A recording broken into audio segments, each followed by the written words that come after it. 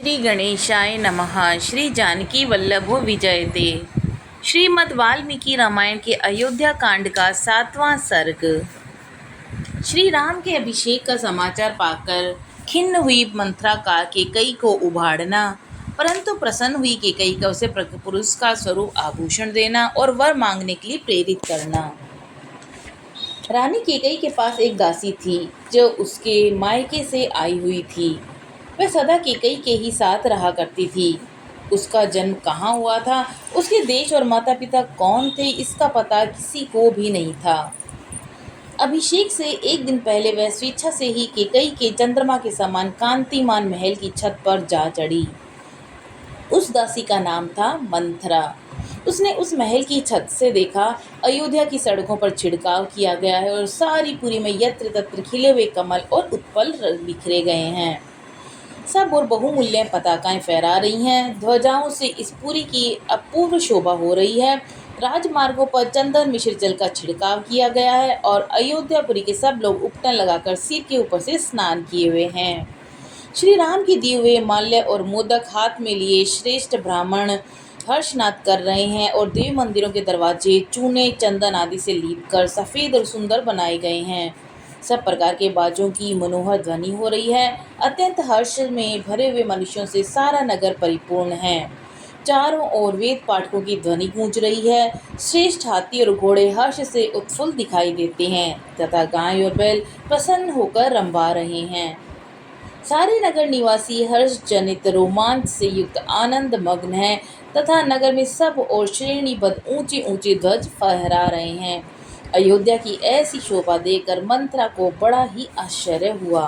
उसने पास के ही कोठे पर राम की धाय को खड़ी देखा।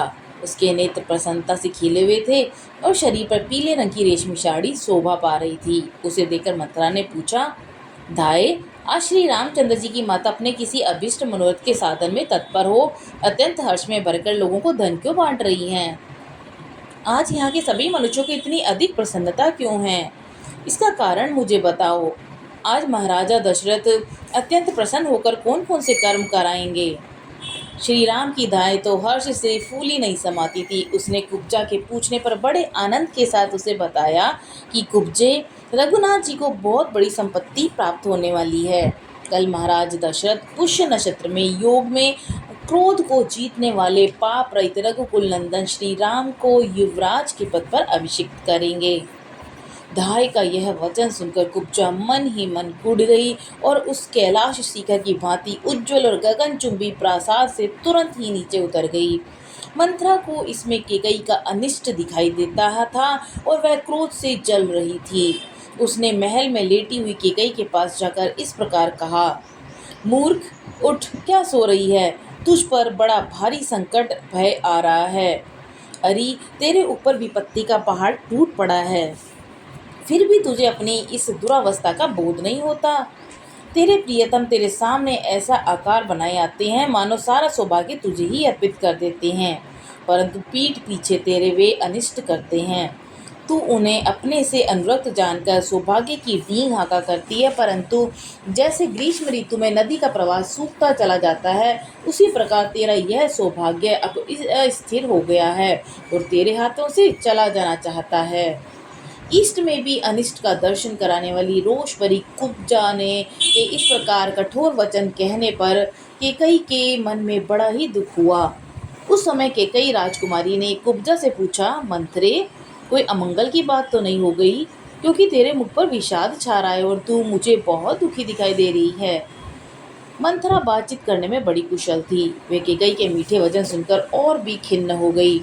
उसके प्रति अपनी हितेष्टा प्रकट करती हुई कुपित हो उठी और केकई के मन में श्री राम के प्रति भेदभाव और विषाद उत्पन्न करते हुए इस प्रकार बोली, देवी, तुम्हारे सौभाग्य के महान विनाश का कार्य आरंभ हो गया है, जिसका कोई प्रतिकार नहीं है।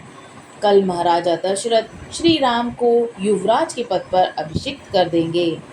यह समाचार पाकर मैं दुख और शोक से व्याकुल हो अगाध भय के समुद्र में डूब गई हूँ। चिंता की आग से मानो जली जा रही हूँ और तुम्हारे हित की बात बताने के लिए यहाँ आई हूँ। केकई नंदिनी, यदि तुम पर कोई दुख आया तो उससे मुझे भी बड़ा ही भारी दुख पढ़ना होगा। तुम्हारी उन्नति में मेरी ही उन्नति है, इसमें संशय नहीं। देवी, तुम राजाओं के कुल में उत्पन्न हुई हो और एक महाराजा की महारानी हो, फिर भी राजधर्मों की उग्रता को कैसे समझ रही हो? तुम्हारे स्वामी धर्म की बातें तो बहुत करते हैं, परंतु बड़े ही शठ मुंह से चिकनी चुपड़ी बातें करते हैं, परंतु हृदय के बड़े वे क्रूर हैं। तुम समझती हो कि वे सारी बातें शुद्ध भाव से कहते हैं, इसलिए आज उनके द्वारा तुम बेतरह ठगी गई हो। तुम्हारे पति तुम्हें व्यर्थ सांत्वना देने के लिए यहाँ उपस्थित होते हैं और वे ही अब रानी कौशल्या को अर्थ से संपन्न करने जा रहे हैं। उनका हृदय इतना दूषित है कि भरत को तो उन्होंने तुम्हारे मायके भेज दिया और कल सवेरे ही अवध के निष्कंटक राज्य पे वे श्री राम का अभिषेक करेंगे। बाले, जैसे माता हित की कामना से पुत्र का पोषण करती है, उसी प्रकार पति कहलाने वाले जिस व्यक्ति का तुमने पोषण किया है वह वास्तव में शत्रु निकला। जैसे कोई अज्ञानवश सर्प को अपनी गोद में लेकर उसका लालन पालन करे, उसी प्रकार तुमने उन सर्पवत बर्ताव करने वाले महाराज को अपने अंक में स्थान दिया। उपेक्षित शत्रु अथवा सर्प जैसा बर्ताव कर सकता है। राजा दशरथ ने आज पुत्र सहित तुझ केकई के प्रति वैसा ही बर्ताव किया है। बाले, तुम सदा सुख के भोगने के योग्य हो, परंतु मन में पाप दुर्भावना रखकर ऊपर से झूठी सांत्वना देने वाले महाराज ने अपने राज्य पर श्री राम को स्थापित करने का विचार करके आज सगे संबंधियों सहित तुमको मानो मौत के मुंह में डाल दिया। केकई राजकुमारी, तुम दुख जन के बात सुनकर भी मेरी इस तरह से देख रही हो मानो तुम्हें प्रसन्नता हुई हो और मेरी बातों से तुम्हें विस्मय हो रहा हो, परंतु यह विस्मय छोड़ो और जिसे करने का समय आ गया है उसे हितकर कार्य को शीघ्र करो और ऐसा करके अपनी और अपने पुत्र को और मेरी भी रक्षा करो। मंत्रा की ये बात सुनकर सुंदर मुख वाली केकई सहसा ही शैया से उठ बैठी। उसका हृदय हर्ष से भर गया। वह शरद पूर्णिमा के चंद्रमंडल की भांति उद्दीप्त हो उठी। केकई मन ही मन अत्यंत संतुष्ट हुई। विस्मय विमुग्ध हो मुस्कुराते उसने कुब्जा को पुरस्कार के रूप में एक बहुत सुंदर दिव्य आभूषण प्रदान किया।